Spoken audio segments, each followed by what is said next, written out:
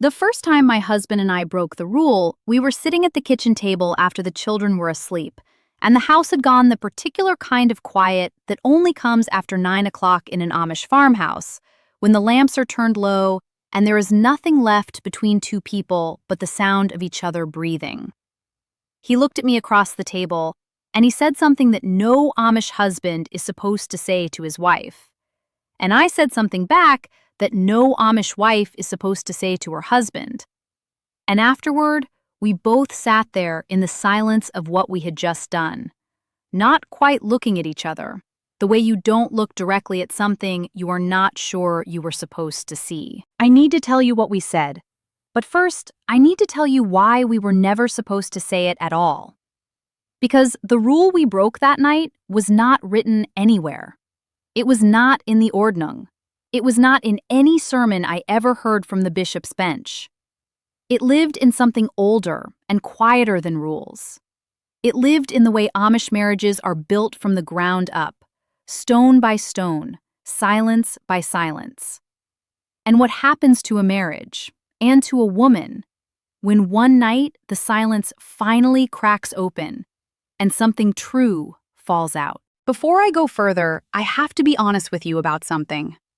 More than 90% of the people watching this right now have not yet subscribed. And I understand that. You may have found this video by accident. You may not be sure yet whether these stories are for you.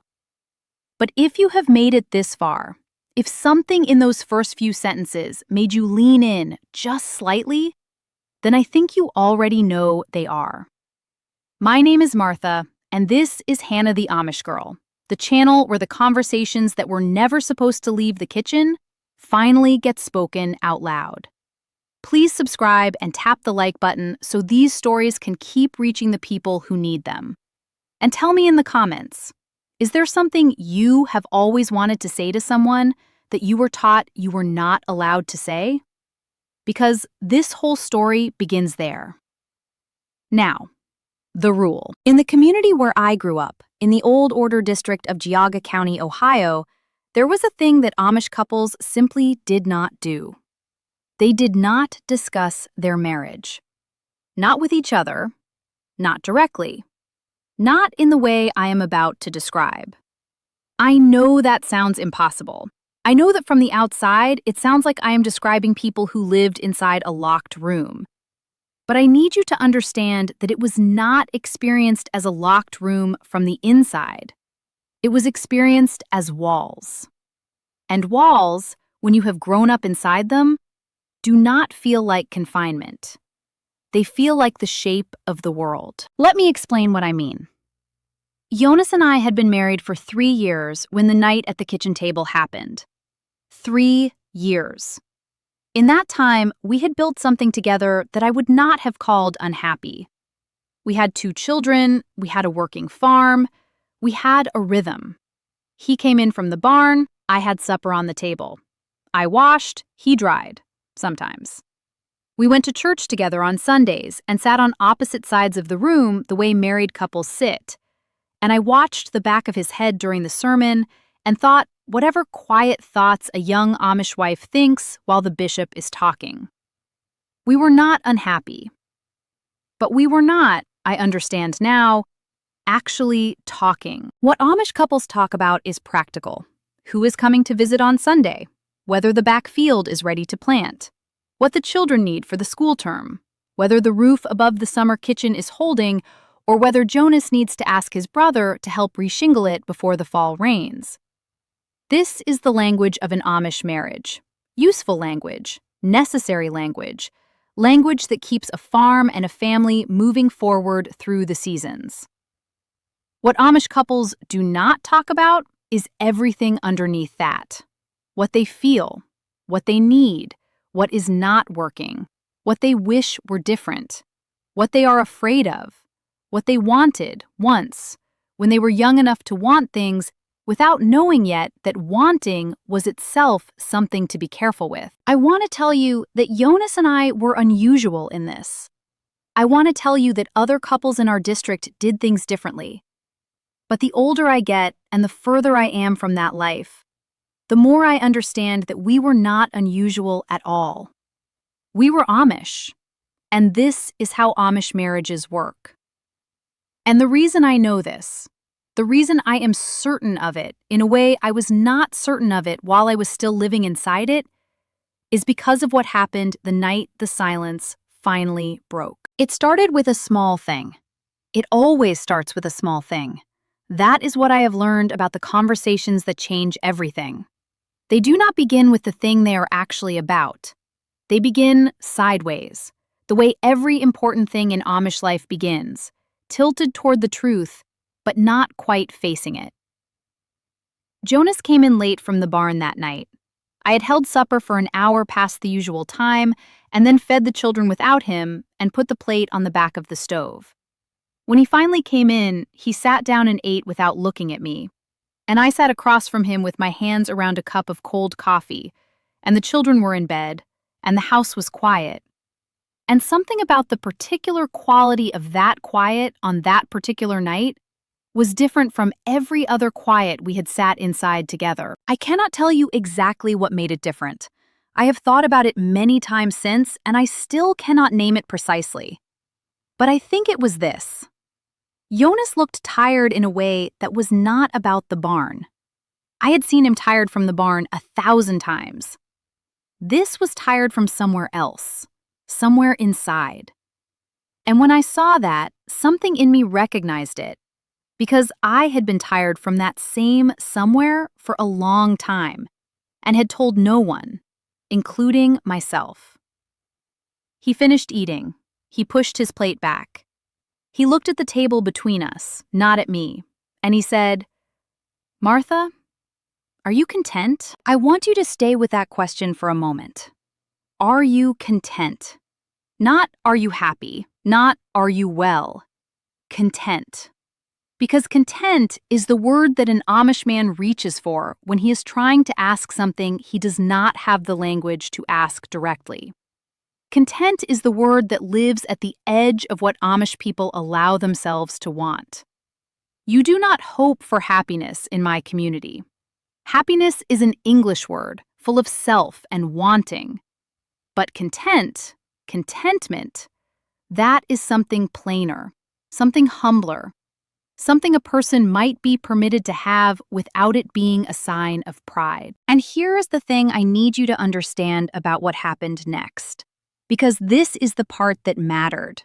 This is the crack where everything came through. I could have answered that question the way I had been trained to answer it my entire life. I could have said, "Yeah, Jonas, I am content." I could have said it in the quiet, certain way that Amish wives say things they are not certain of at all. And we could have gone up to bed, and the silence would have settled back over us like snow settling over a field, and nothing would have changed. But I did not say that. And I still do not fully understand why. Maybe I was tired enough that night that my careful self let go before my honest self could stop her. Maybe it was the way he had asked it, looking at the table instead of me, which meant he was asking it for himself as much as for me. Maybe it was just that 3 years is long enough for a silence to become heavier than a person can carry alone. I said, "I don't know." 3 words. I don't know. And in the context of an Amish marriage, in the context of that question, those 3 words were not small. Those 3 words were the rule breaking. Because a wife who says, "I don't know," to "Are you content?" is a wife who is admitting that the answer might be no. And a wife whose answer might be no is a wife who is standing at the edge of the most dangerous territory an Amish woman can stand at, which is the territory of her own interior, the landscape of what she actually feels, what she actually needs, what is actually true about her life beneath the surface of all the things she does and keeps and manages and maintains. Jonas was quiet for a long time after I said it, long enough that I thought I had made a mistake, long enough that I started arranging a way to take it back, to soften it, to turn it into something less true. And then he said, very quietly, still looking at the table, I don't know either. I need to tell you what those 4 words cost him. I need you to understand what it means for an Amish man, a man who has been raised since boyhood inside a theology that teaches him that his role is to know, to lead, to be certain, to provide the shape of the life that his wife and children live inside. A man who has been told from the time he was old enough to sit through a sermon that doubt is a weakness and uncertainty is an open door for something worse. For Jonas to say, "I don't know either," across a kitchen table at 9 o'clock on a Tuesday night was not a small thing. It was, in the language of everything we had both been taught, a kind of failure. And he said it anyway. And that was when the conversation began. The one we were never supposed to have. We talked for 2 hours. 2 hours at that kitchen table in the low lamplight, with the house quiet around us and the children asleep upstairs. And we said things to each other that Amish husbands and wives are not supposed to say. We did not say them in the way of the outside world. We did not have the vocabulary for that. We did not talk about feelings in the way a therapist might encourage. We did not use words like needs or boundaries or emotional labor. We talked in the plain language we had, and we talked around things and toward things, and sometimes we sat in silence for several minutes before one of us found a word that was close enough to what we meant to use it. But we talked, really talked, possibly for the first time since our wedding day. Jonas told me he did not know how to tell me when something was hard for him, that he had not been taught that it was allowed, that his father had never once in his life told his mother that something was hard. And so Jonas had grown up believing that hardness was something a man processed alone, in the barn, or in prayer, or just inside himself with the door shut. He told me that there were days when the farm felt like too much, and he did not know how to say that to me, because saying it would mean admitting that he was not handling it. And not handling it was not something an Amish husband was supposed to be. I listened to this, and I felt something open in me that I had not known was closed. Because I had spent 3 years watching Jonas come in from the barn and sit down to supper and move through our evenings and our nights with that quiet, serious face. And I had read that face as many things: contentment, indifference, hardness, judgment. But I had never read it as this. I had never read it as a man who was also drowning quietly inside a life that had given him the shape of what to be, without teaching him what to do when the shape did not fit. I told him things too. I told him that I was lonely in a way I did not have a word for because I was surrounded by people every day of my life.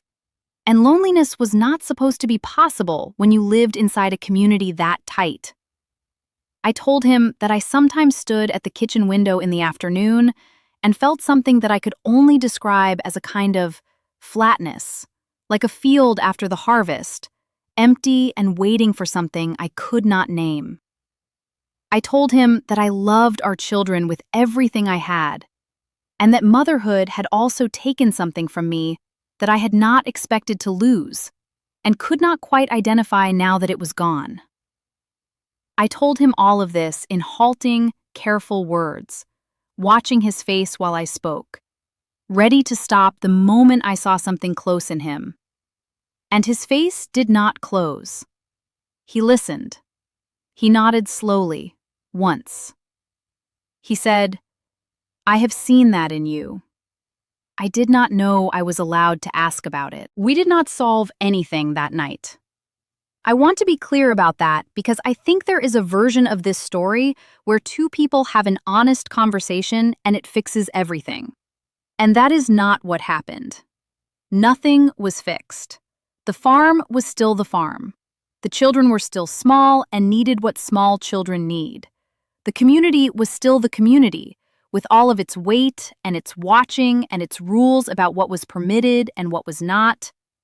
Jonas still did not know how to talk about hard things, and I still did not know how to ask for what I needed. And neither of us had any framework for doing it differently. because nothing in either of our upbringings had given us one. But something had shifted, something small and real and permanent. We had said true things to each other. We had sat inside the discomfort of our own honesty, and neither of us had left the table.